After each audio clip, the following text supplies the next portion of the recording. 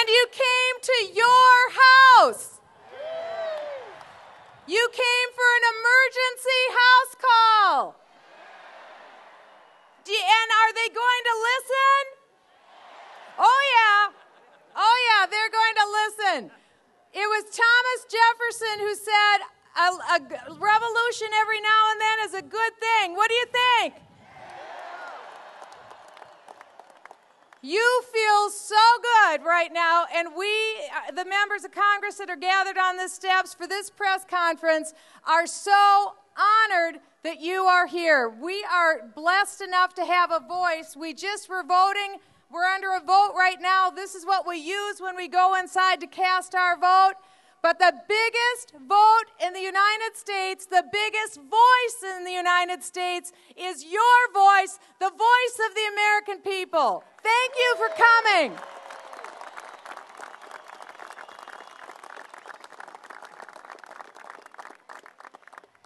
You know, I was reading in the journals and diaries of our founders, and I was reading one of my favorite authors, and that's of the wife of our second president, John Adams. And Abigail Adams wrote in her journals and her diaries and her letters a very personal insight. And she said this. She said, after all we've done, after all that's happened, I wonder if generations unborn will ever know what was done for them.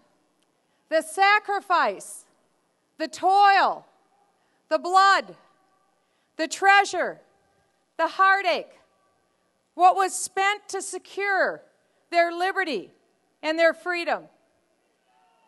She knew that it was worth the cost. The founders knew that it was worth the cost. And think of where you stand. You literally stand with us on hallowed ground. This is hallowed ground of freedom.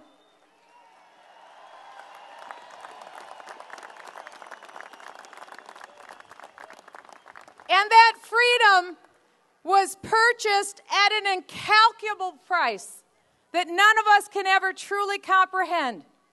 And for 233 years, every generation that has come before has faithfully handed the baton of freedom to the next generation.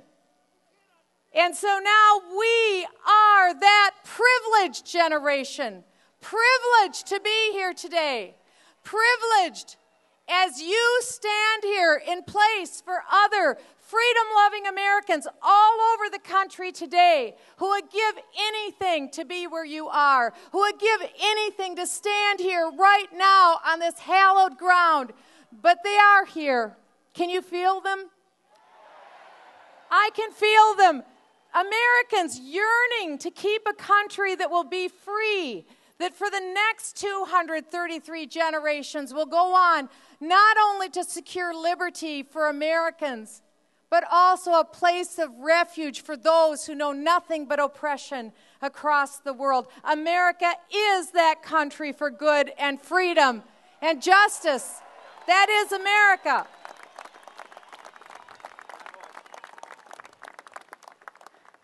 When we came down to this final hour, as the clock is ticking 11:59 on this health care reform, Speaker Pelosi is poised with her health care bill to take over 18% of the American economy.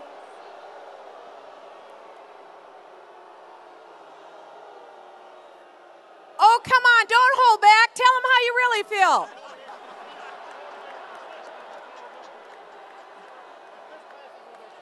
My colleagues and I that are gathered on these steps, last week we were trying to discover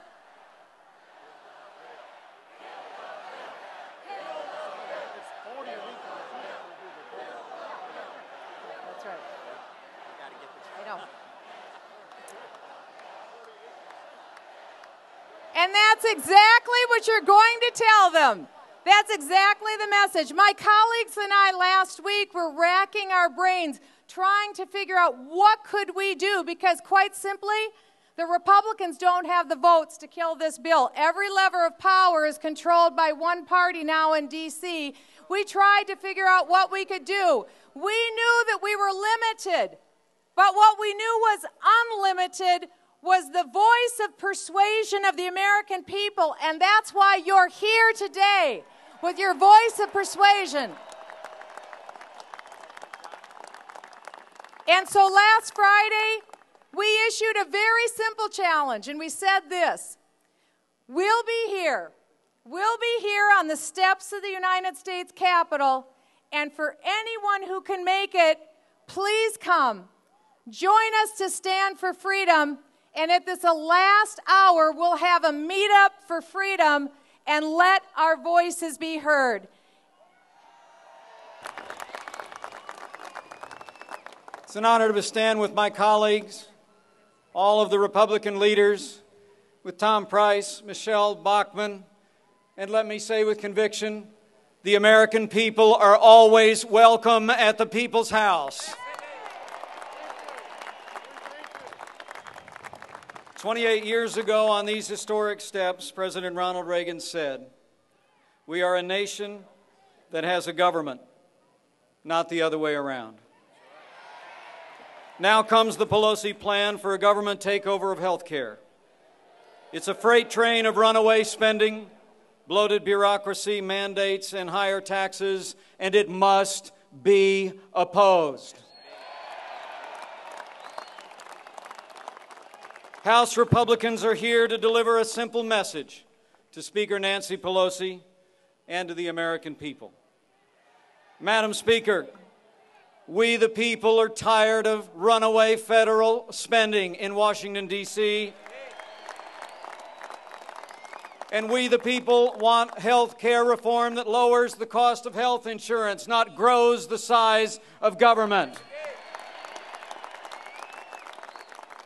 And to our fellow citizens I say, those gathered and those looking on, if you cherish freedom, if you fear the crushing weight of big government, and if you still believe that the strength of this nation is in the character and the courage and the ingenuity of the American people, this is your moment. Now is the time. Let your voice be heard. Thank you. God bless you.